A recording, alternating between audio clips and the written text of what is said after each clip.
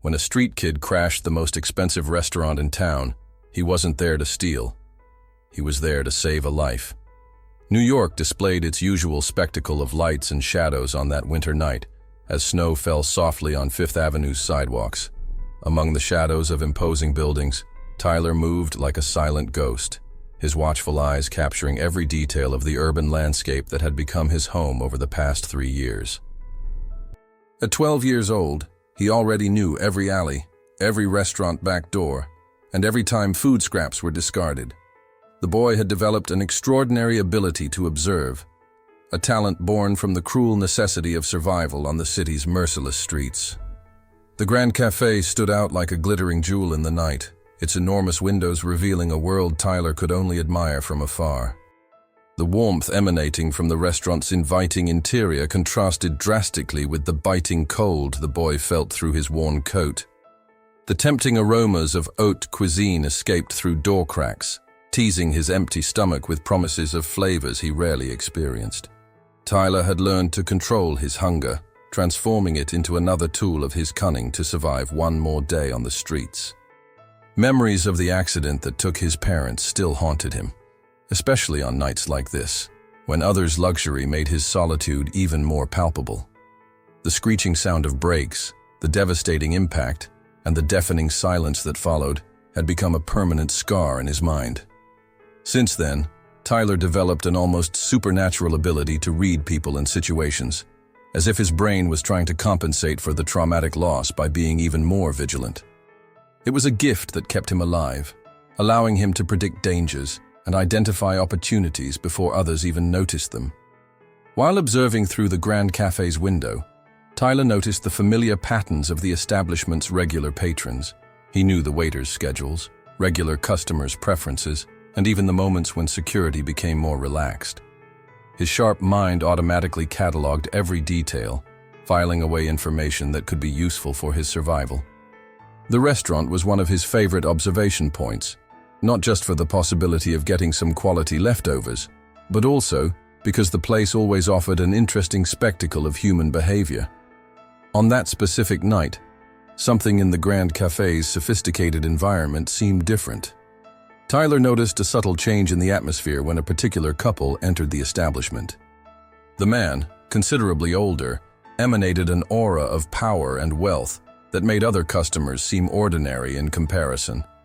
His companion, a stunning and significantly younger woman, moved with a studied grace that to Tyler's trained eyes seemed strangely artificial.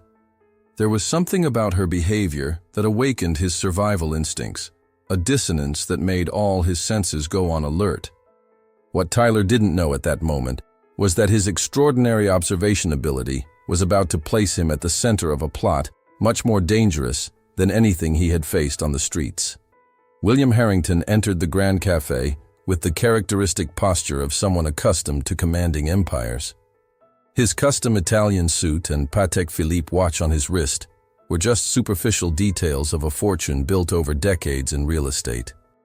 At 72 years old, he carried on his face the marks of time and experience, but his eyes still shone with the same intensity that had made him one of New York's most successful men.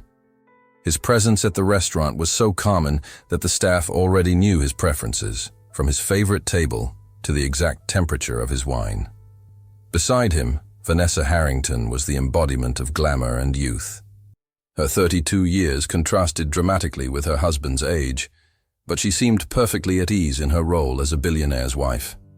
Her movements were studied, as if each gesture was rehearsed for a constant performance. The designer red dress elegantly embraced her curves, and the diamond necklace at her throat captured the ambient light, creating small rainbows that danced on the walls. However, there was something in her eyes, a barely disguised restlessness that didn't escape Tyler's attentive observation. The maitre led them to the restaurant's best table, near the panoramic window overlooking the illuminated city. William pulled out the chair for Vanessa with the gentility of an old guard gentleman, a gesture she received with a practiced smile. The sommelier approached immediately, presenting the wine list with particular reverence.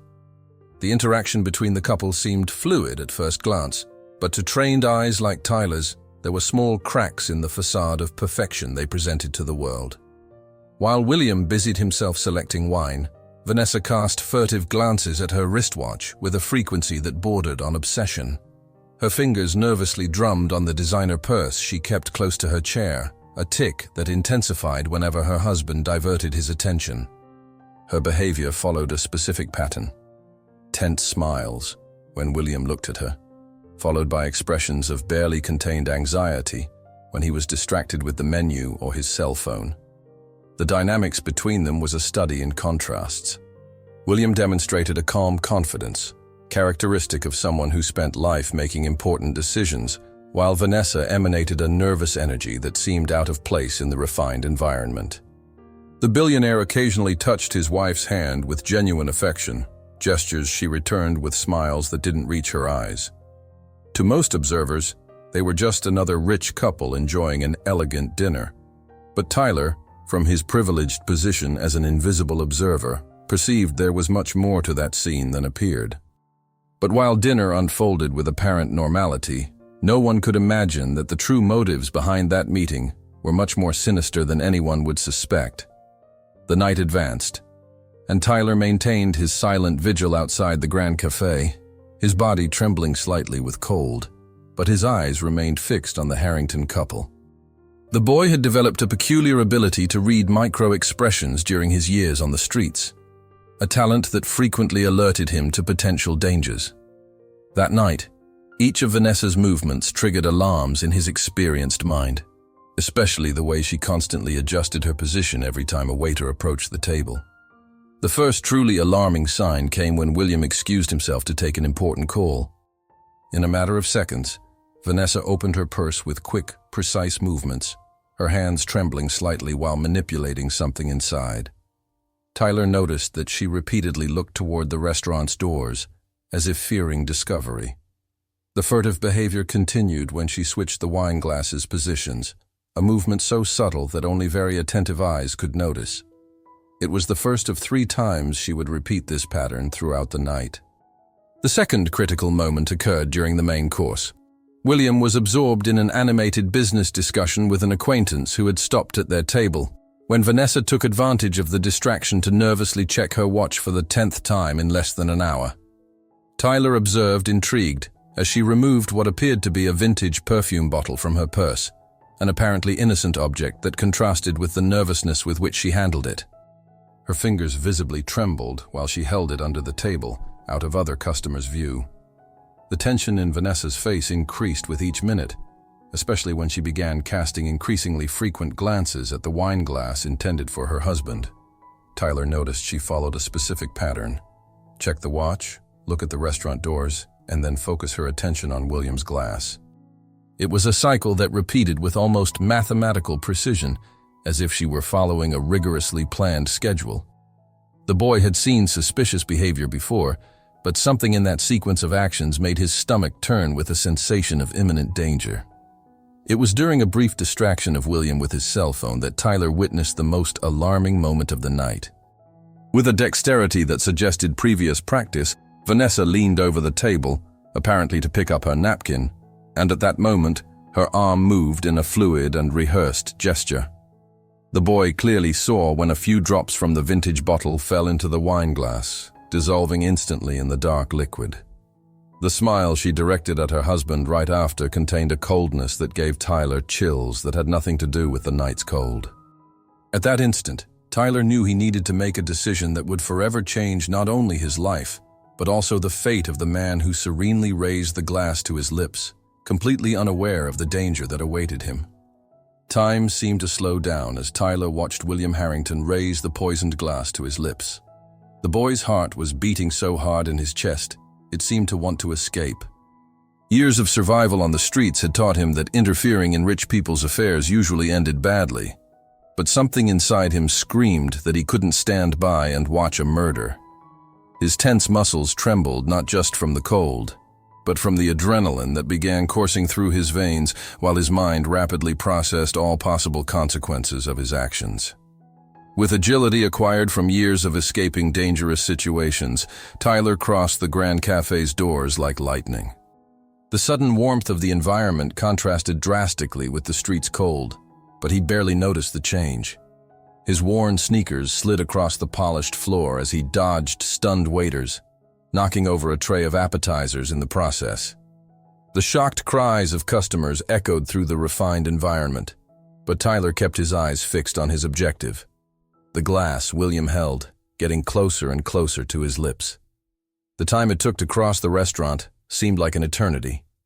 Tyler could feel the looks of horror and indignation from elegant customers, could hear the murmurs of disapproval growing around him like a wave.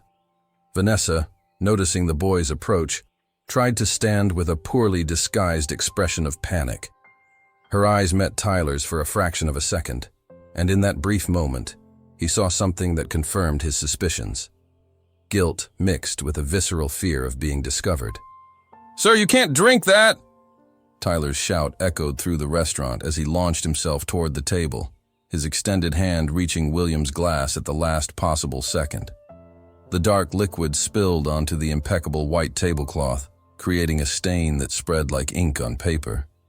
The silence that followed was deafening, broken only by the sound of the boy's breathless panting and the tinkling of the glass rolling across the table. William Harrington, frozen in place, looked at Tyler with a mixture of surprise and curiosity, while Vanessa had visibly paled.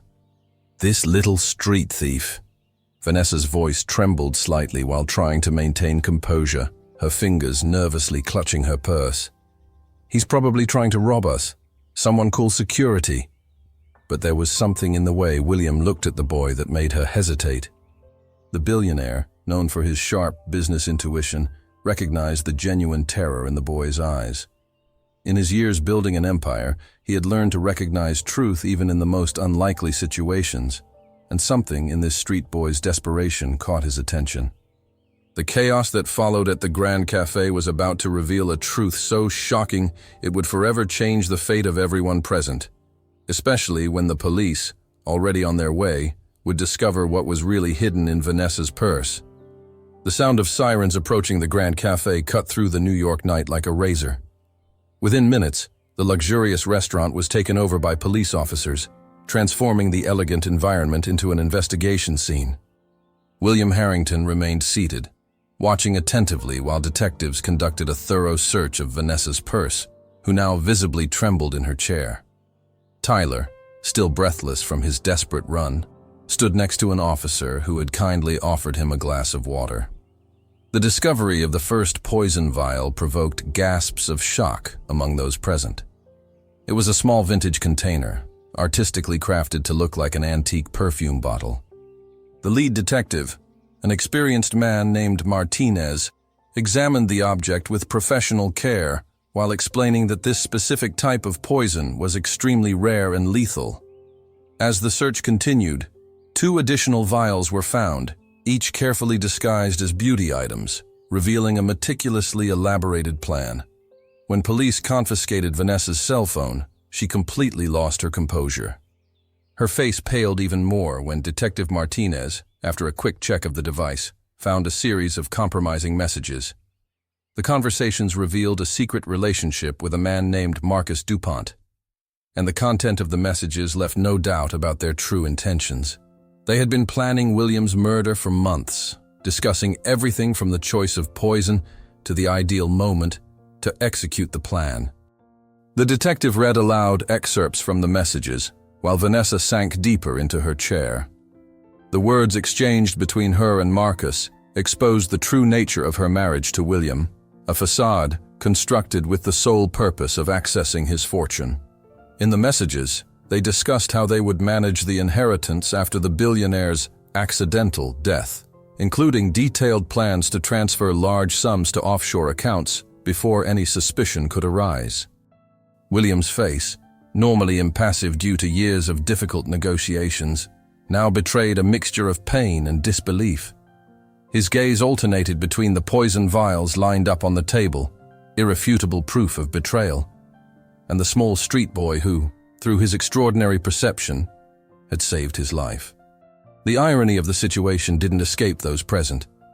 An experienced billionaire, saved from death by a child who had nothing but his sharp instinct and courage. While Vanessa was led out of the restaurant in handcuffs, her cell phone now a weapon against herself, No one could imagine that that night of shocking revelations would be just the beginning of an even more extraordinary transformation in Tyler and William's lives. The New York newspaper headlines the next morning talked of nothing else. The attempted murder of billionaire William Harrington by his young wife had become the scandal of the year. Reporters crowded in front of the police district where Vanessa was detained, while legal experts debated the details of the case that shocked high society on morning shows. The evidence was irrefutable: 3 vials of rare poison and hundreds of messages exchanged with her lover, detailing a meticulous plan to inherit her husband's fortune. Inside the interrogation room, Vanessa maintained a rigid posture while her lawyer tried to construct some line of defense. The messages found on her cell phone had destroyed any possibility of denying her intentions. The case prosecutor, a man known for his meticulousness, built a solid accusation based not only on material evidence, but also on Tyler's crucial testimony, whose precise observations had prevented the tragedy from materializing. William spent the following days reorganizing his life and business. Vanessa's betrayal had deeply shaken him, but his years of experience in the corporate world had taught him to maintain composure even in the most difficult situations. His lawyers worked tirelessly to annul the marriage and protect his assets, while he himself dedicated himself to a question that wouldn't leave his mind: the fate of the boy who had saved his life. The story of the young street hero captured the public's imagination. Journalists tried to discover more about Tyler, this extraordinary boy who, using only his wit and power of observation, had unmasked a criminal plot worthy of a detective novel. Social workers were assigned to his case, investigating his past and the circumstances that led him to the streets after the tragic loss of his parents. Meanwhile, Marcus DuPont, Vanessa's lover, was located trying to board a flight to the Cayman Islands. His arrest at JFK Airport added another dramatic chapter to the story, revealing that the plan was even more elaborate than initially thought. On his laptop, extensive research was found about international money transfer methods and fake documents already prepared. What began as a common night at the Grand Cafe had triggered a series of events that would continue to reveal increasingly deeper layers of betrayal and deception.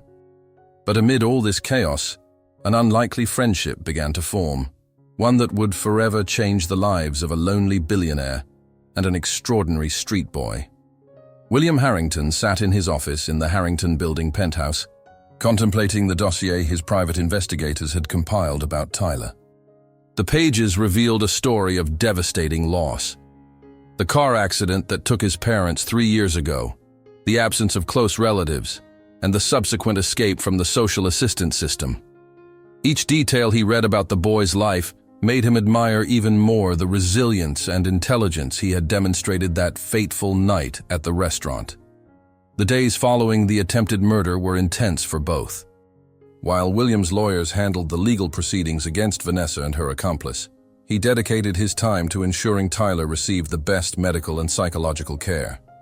The boy, initially reluctant to accept help, gradually began lowering his defenses upon realizing the billionaire's interest was genuine. The natural distrust developed on the streets began giving way to cautious hope. William's decision to initiate the adoption process surprised his closest advisors. At 72 years old, many questioned his ability to raise a teenager, especially one with such a complex background. But William saw something in Tyler that others couldn't see, a reflection of his own youth, when he too had to rely on his wit and determination to survive. The hours they spent together revealed an increasingly deeper connection, based on mutual understanding that transcended their different origins. Tyler found himself in a completely new world, where concerns about basic survival gave way to different challenges. The adaptation to life in a luxurious penthouse, private tutoring to compensate for lost years of education, and sessions with therapists specialized in childhood trauma, all this represented a radical change in his routine. But it was William's constant and patient presence with his gentle advice and life stories that truly began healing the invisible wounds that years on the streets had left. The adoption process advanced quickly, facilitated by William's influence and the clear connection that had formed between them. Social workers, initially skeptical, were impressed with Tyler's progress, and William's genuine commitment to providing not just material comfort, but also the emotional support the boy so needed. The transformation was visible. The distrustful street boy began giving way to a more confident and hopeful young man, while New York watched in astonishment as this unlikely story of redemption unfolded. No one could predict the impact this new family would have on the city, nor how Tyler's extraordinary insight would find a new purpose under William's tutelage. 1 year after the events at the Grand Café, life had changed dramatically for Tyler and William. The Harrington Building penthouse, once a symbol of the billionaire's solitude, now echoed with laughter and animated conversations between father and son. Tyler, now officially Tyler Harrington, had transformed from a silent street observer into a brilliant student, his natural observation and deduction abilities finding new purpose in his advanced science and mathematics classes. William discovered that late fatherhood brought renewed vitality to his life. His years of business experience gained new meaning when shared with Tyler, who absorbed each lesson with the same sharp attention he once used to survive on the streets. Together, they developed a routine that merged the best aspects of their worlds. Mornings were dedicated to Tyler's studies, afternoons to William's business, and evenings were reserved for long conversations about life, dreams, and plans for the future. Their story inspired significant change in New York. William, moved by his experience with Tyler, established the Harrington Foundation for Homeless Youth, an ambitious project combining shelter, education, and work opportunities. Tyler actively participated in the project, using his own experience to help other young people find their way. His unique perspective and deep understanding of these youth's needs became fundamental to the program's success. Vanessa, sentenced to 15 years in prison for attempted qualified homicide, became a distant reminder of how fate can change in an instant. Marcus DuPont received a similar sentence for his participation in the plan, and headlines that once highlighted the scandal now celebrated the Harrington Foundation's achievements and the success stories of the young people they helped. The tragedy that almost happened had transformed into a catalyst for positive changes in the city. On a special night, exactly 1 year after that fateful evening, Tyler and William returned to the Grand Café. Seated at the same table where everything began, they were no longer a street boy and a lonely billionaire, but a family united by extraordinary circumstances. The waiter served 2 glasses of grape juice, a symbolic toast to the new life they built together. Tyler smiled, his eyes still as attentive as ever, but now shining with the security of someone who finally found their place in the world. And so, what began as an attempted tragedy transformed into a story of hope and redemption, proving that sometimes the strongest bonds are those forged in the most unexpected moments, and that true wealth isn't in bank accounts, but in the ability to change lives, including our own.